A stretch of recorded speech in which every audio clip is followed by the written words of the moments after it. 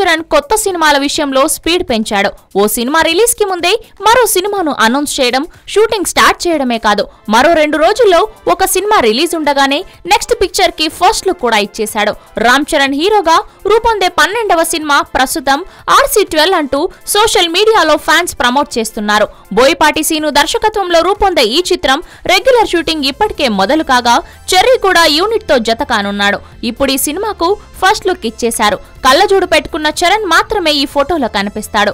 ఏడాదిన్నరగా గడ్డంతోనే కనిపించిన mega power star ఈ ఫోటోలో ఆ గడ్డం లేకుండా కనిపిస్తాడు.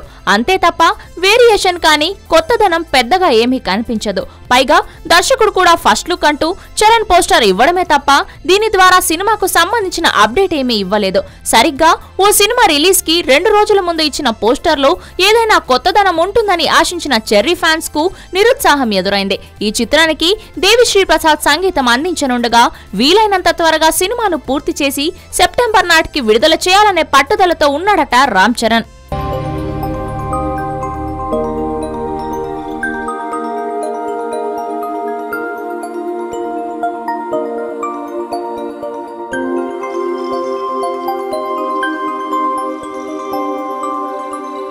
ఈ వీడియో గనుక మీకు నచ్చినట్లయితే లైక్ చేయండి, షేర్ చేయండి అండ్ సబ్స్క్రైబ్ చేయండి.